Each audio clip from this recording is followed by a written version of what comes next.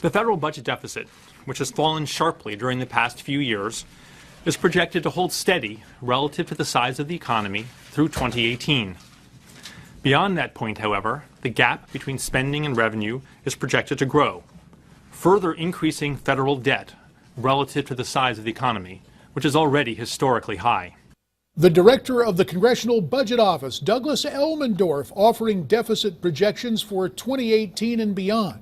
Joining us now to go in-depth on that budget report, Grover Norquist, president of Americans for Tax Reform.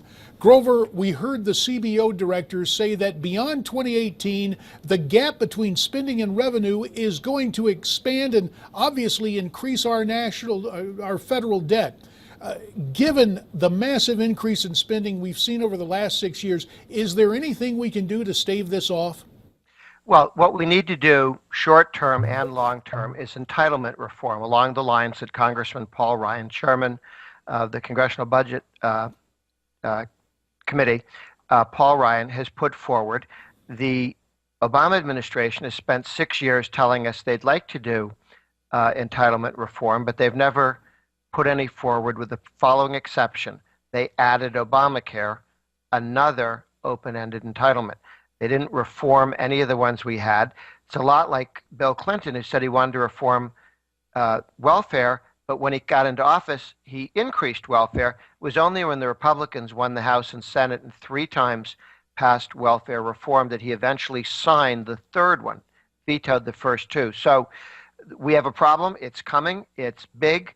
Obama's done nothing about it. It may take a different president to fix. Geographically, it's a long way between the United States and the nation of Greece. But we know the problems experienced in that nation, even as they have come back now with a new government that wants to basically undo any austerity measure. Is it conceivable the next few years that we could end up like Greece?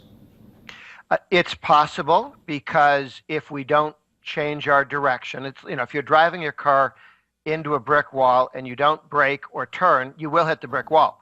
I do think the American people, one way or another, will shake their government and in some sense into our government.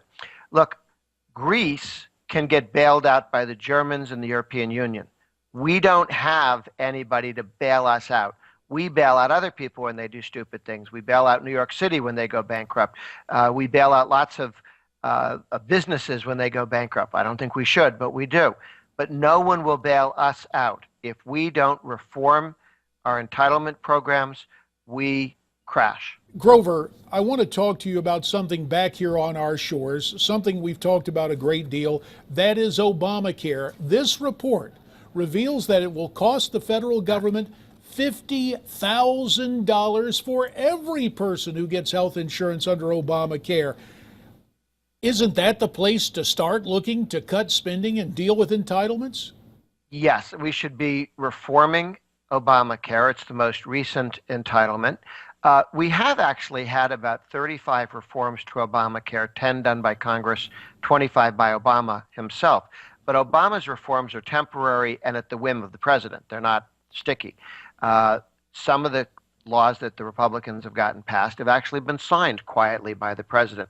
We need a lot more reform.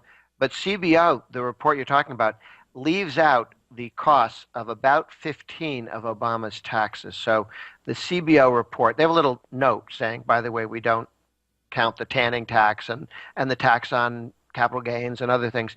Not teeny taxes, some big taxes as well. CBO is being completely unserious, and that's why it's so important that Elmendorf, who wrote that study, who oversaw that study, needs to be replaced ASAP. So, in your opinion, it's time for the head of CBO to go because he is fundamentally unserious. We should note for the record that his numbers estimate $2 trillion is what it would cost for insurance subsidies to Americans. And the tag, even with his fundamental unseriousness, we understand, is some $600 billion in new taxes and fees related to the law. And you're saying that he's failing to give an accurate number. Why do you think he is being flippant about this, Grover? Well, remember, the way they got Obamacare passed was to misstate how much it cost in taxes, to pretend that certain costs weren't going to happen until later. This is a very serious problem. You have a thoroughly politicized CBO, which works for the Democratic Party and Democratic president, not doing actual economic analysis. We need economists there, not political hacks. And just because you have a degree from a university doesn't mean that you can't be a Chicago machine politician at the same time. That's what we have running CBO when we need straight shooters who will actually run the numbers and not cover for Obamacare and Obama's failures. 3 minutes remain in the time we have together, Grover. For what it's worth, a producer for Rachel Maddow's show on MSNBC offered his own interpretation of the budget report. He blogged in with this report saying that actually this proves that, in his words, a blaring neon sign that reads, Obamacare is working. How would someone arrive at that astonishing conclusion?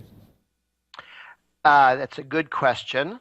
If you ignore the taxes that are coming in, if you ignore the new data that people with high-wage people in healthcare and in banking are losing their jobs because those are the two most heavily regulated industries under Obamacare and Dodd-Frank, we're killing jobs, good-paying jobs in those areas, and that's one of the reasons why wages are stagnant.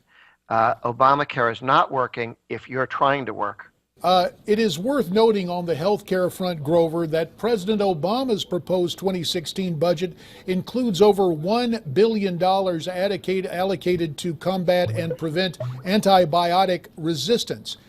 Should this kind of funding come from the federal government? Is there a legitimate case for that, dealing with the pressing issues of antibiotics, or would this be better handled by the private sector? What the politicians have done is they've come in and taxed and regulated drug companies that invent these cures, and then they say they don't have the money to do this, we'll do it with tax dollars. Well, they don't, because you kneecapped them. Grover Norquist, president of Americans for Tax Reform, who burst on the scene in Washington with this fundamental notion: sign a pledge saying you would not raise taxes. I signed that pledge back in 1994, and was happy to do so. Stand by that. That's one area of agreement. Would that we could get a lot more folks to do that in the here and now. We'll contact you again in the not too distant future, Grover, about Senator Bob Corker and his disturbing comments on raising the gasoline tax.